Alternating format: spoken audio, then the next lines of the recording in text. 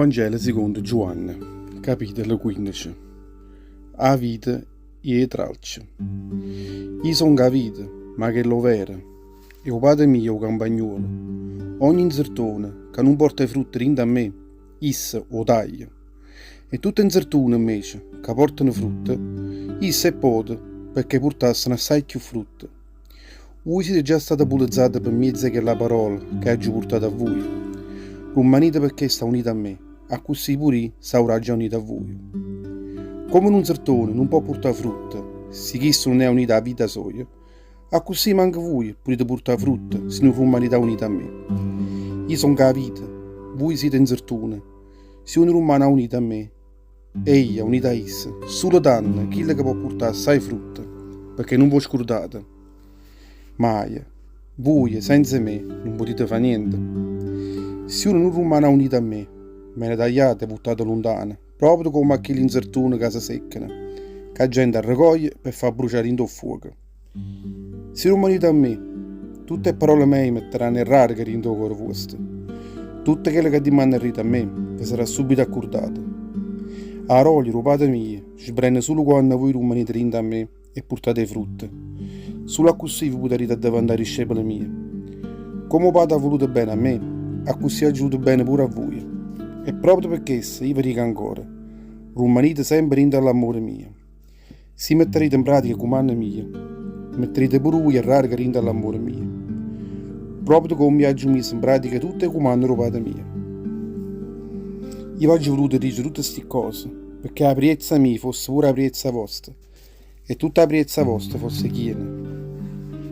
Il comandamento è l'amore. Il comandamento mio, ricette ancora Gesù è questo. Volete sempre bene l'uno con l'altro. Nessuno può tenere un amore più grosso e quello che ha la vita sua per l'amici suoi. Se voi facete sempre tutto quello che vi comando, siete già amici miei. Io non vi chiamo più servo, perché un servo non sa tutto quello che fa il padrone suo. Io vi ho chiamato amici miei, perché vi ho fatto conoscere tutto quello che ha giunto rubate mie. Non siete stati voi che avete uscito da me, sono stati io invece quelli che hanno uscito da voi e vi ho destinato a portare assai frutta che vi porteranno in la vita eterna. Tutte quelle che voi domanderete, Padre mio, a nome mio, il Padre certamente ve l'accorderà, perché esso vi dica ancora un'altra volta, volete sempre bene. Questo è il comandamento che voi lasciate ognuno di voi. L'odio romano contro i discepoli di Gesù. Se il mondo non vi va bene, anzi sta odiando, dice Gesù a tutti i discepoli suoi, pensate che prima voi odiate a me. Se voi apparteneste a questo mondo, il mondo vi vorrebbe bene certamente, ma proprio perché non siete questo mondo, perché vi chiamate e vi scippate con la forza sotto a chi lo potere di questo mondo. Il mondo non solo non va bene, anzi sta odiando. Non vi scordate mai tutto quello che vi giurite. Non serve, non è mai più grosso il padrone suo. E se hanno maltrattato a me, maltratteranno pure a voi. E se hanno messo in pratica la parola mia, metteranno in pratica pure tutte le parole vostre.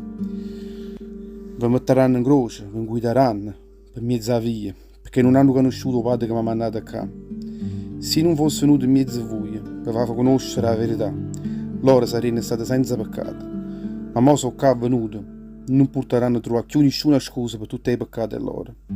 Ricordatevi pure questo, che non va bene a me, non va bene manco il Padre mio. Se non fosse venuto in mezzo a loro era fa imparare e non avesse fatto in mezzo a voi tutti quei miracoli che ho fatto e che nessuno prima di me è stato capace di fare, loro avrebbero potuto pure trovare una scusa per il peccato loro. Ma mo che l'hanno venuto non potranno trovare più nessuna scusa per tutti i peccati loro, perché stanno continuando a odiare non solo a me, ma pure il Padre mio che sta in cielo. E a così si sta compiendo per loro tutto quello che sta scritto in la legge, ma hanno odiato senza un motivo. Quando poi verrà il Consolatore, chi che mi narraggia a voi, a nome del Padre mio, che lo Spirito è verità, che asciuta in tuo Padre, chi si parlerà a favore mio e mi darà testimonianza.